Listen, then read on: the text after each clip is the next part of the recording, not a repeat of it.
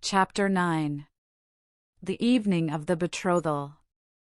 Villefort had, as we have said, hastened back to Madame de Saint Méran's in the Place du Grand Cours, and on entering the house found that the guests whom he had left at table were taking coffee in the salon. René was, with all the rest of the company, anxiously awaiting him, and his entrance was followed by a general exclamation. "Well, decapitator, guardian of the state, royalist, Brutus, what is the matter?" said one. "Speak out." "Are we threatened with a fresh reign of terror?" asked another. "Has the Corsican ogre broken loose?" cried a third. "Marquise," said Villefort, approaching his future mother-in-law, "I request your pardon for thus leaving you. Will the Marquis honor me by a few moments' private conversation?" "Ah, it is really a serious matter, then?" asked the Marquis, remarking the cloud on Villefort's brow. "So serious that I must take leave of you for a few days, so," added he, turning to René, "judge for yourself if it be not important." "You are going to leave us?" cried René, unable to hide her emotion at this unexpected announcement. "Alas," returned Villefort, "I must." "Where, then, are you going?" asked the Marquise. "That, madame, is an official secret, but if you have any commissions for Paris, a friend of mine is going there tonight, and will with pleasure undertake them." The guests looked at each other. "You wish to speak to me alone?" said the Marquis. "Yes, let us go to the library, please." The Marquis took his arm, and they left the salon. "Well," asked he, as soon as they were by themselves, "tell me what it is?" "An affair of the greatest importance, that demands my immediate presence in Paris."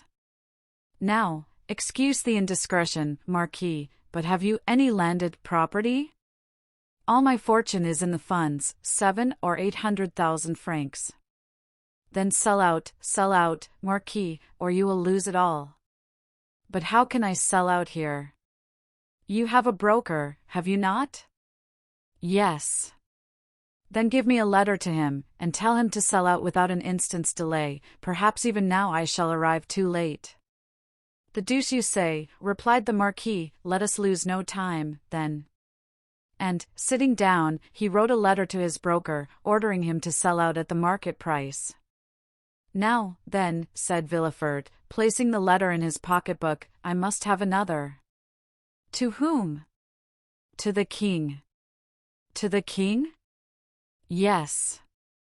"I dare not write to His Majesty." "I do not ask you to write to His Majesty, but ask M. de Salvieux to do so. I want a letter that will enable me to reach the king's presence without all the formalities of demanding an audience, that would occasion a loss of precious time.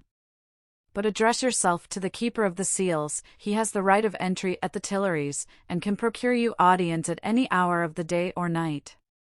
"Doubtless, but there is no occasion to divide the honors of my discovery with him. The keeper would leave me in the background, and take all the glory to himself. I tell you, Marquis, my fortune is made if I only reach the Tuileries the first, for the king will not forget the service I do him. In that case go and get ready. I will call Salvieux and make him write the letter. Be as quick as possible, I must be on the road in a quarter of an hour. Tell your coachman to stop at the door. You will present my excuses to the Marquise and Mademoiselle René, whom I leave on such a day with great regret. You will find them both here, and can make your farewells in person. 1,000 thanks, and now for the letter." The Marquis rang, a servant entered. "Say to the Comte de Salvieux that I would like to see him." "Now, then, go," said the Marquis. "I shall be gone only a few moments." Villefort hastily quitted the apartment, but reflecting that the sight of the deputy procureur running through the streets would be enough to throw the whole city into confusion, he resumed his ordinary pace. At his door, he perceived a figure in the shadow that seemed to wait for him. It was Mercédès, who, hearing no news of her lover, had come unobserved to inquire after him. As Villefort drew near, she advanced and stood before him. Dantès had spoken of Mercédès, and Villefort instantly recognized her.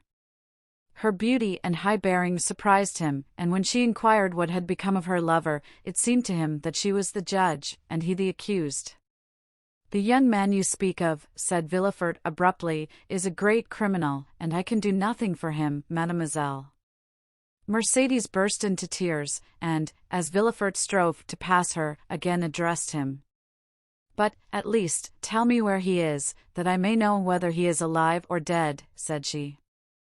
"I do not know, he is no longer in my hands," replied Villefort.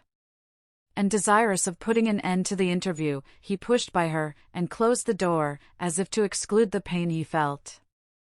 But remorse is not thus banished. Like Virgil's wounded hero, he carried the arrow in his wound, and, arrived at the salon, Villefort uttered a sigh that was almost a sob, and sank into a chair. Then the first pangs of an unending torture seized upon his heart. The man he sacrificed to his ambition, that innocent victim immolated on the altar of his father's faults, appeared to him pale and threatening, leading his affianced bride by the hand, and bringing with him remorse, not such as the ancients figured, furious and terrible, but that slow and consuming agony whose pangs are intensified from hour to hour up to the very moment of death. Then he had a moment's hesitation. He had frequently called for capital punishment on criminals, and owing to his irresistible eloquence they had been condemned, and yet the slightest shadow of remorse had never clouded Villefort's brow, because they were guilty, at least, he believed so, but here was an innocent man whose happiness he had destroyed. In this case he was not the judge, but the executioner. As he thus reflected, he felt the sensation we have described, and which had hitherto been unknown to him, arise in his bosom, and fill him with vague apprehensions. It is thus that a wounded man trembles instinctively at the approach of the finger to his wound until it be healed, but Villefort's was one of those that never close, or if they do, only close to reopen more agonizing than ever. If at this moment the sweet voice of Renée had sounded in his ears pleading for mercy, or the fair Mercédès had entered and said, "In the name of God, I conjure you to restore me my affianced husband," his cold and trembling hands would have signed his release, but no voice broke the stillness of the chamber, and the door was opened only by Villefort's valet, who came to tell him that the travelling carriage was in readiness. Villefort rose, or rather sprang, from his chair, hastily opened one of the drawers of his desk, emptied all the gold it contained into his pocket, stood motionless an instant, his hand pressed to his head, muttered a few inarticulate sounds, and then, perceiving that his servant had placed his cloak on his shoulders, he sprang into the carriage, ordering the postilions to drive to M. de Saint Méran's. The hapless Dantès was doomed. As the Marquis had promised, Villefort found the Marquise and Renée in waiting. He started when he saw Renée, for he fancied she was again about to plead for Dantès. Alas, her emotions were wholly personal, she was thinking only of Villefort's departure. She loved Villefort, and he left her at the moment he was about to become her husband. Villefort knew not when he should return, and Renée, far from pleading for Dantès, hated the man whose crimes separated her from her lover. Meanwhile, what of Mercédès? She had met Fernand at the corner of the Rue de la Loge, she had returned to the Catalans, and had despairingly cast herself on her couch. Fernand, kneeling by her side, took her hand, and covered it with kisses that Mercédès did not even feel. She passed the night thus. The lamp went out for want of oil, but she paid no heed to the darkness, and dawn came, but she knew not that it was day. Grief had made her blind to all but one object, that was Edmond. "Ah, you are there," said she, at length, turning towards Fernand. "I have not quitted you since yesterday," returned Fernand sorrowfully. M. Morrel had not readily given up the fight. He had learned that Dantès had been taken to prison, and he had gone to all his friends, and the influential persons of the city, but the report was already in circulation that Dantès was arrested as a Bonapartist agent, and as the most sanguine looked upon any attempt of Napoleon to remount the throne as impossible, he met with nothing but refusal, and had returned home in despair, declaring that the matter was serious, and that nothing more could be done. Catullus was equally restless and uneasy, but instead of seeking, like M. Morrel, to aid Dantès, he had shut himself up with 2 bottles of black currant brandy, in the hope of drowning reflection.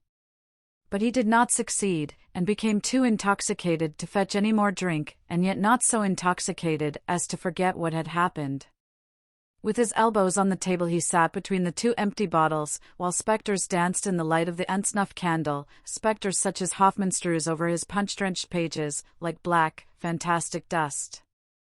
Danglars alone was content and joyous. He had got rid of an enemy and made his own situation on the Pharaon secure. Danglars was one of those men born with a pen behind the ear and an inkstand in place of a heart. Everything with him was multiplication or subtraction. The life of a man was to him of far less value than a numeral, especially when, by taking it away, he could increase the sum total of his own desires. He went to bed at his usual hour, and slept in peace.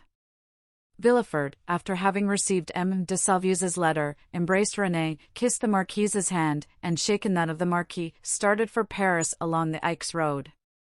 Old Dantès was dying with anxiety to know what had become of Edmond.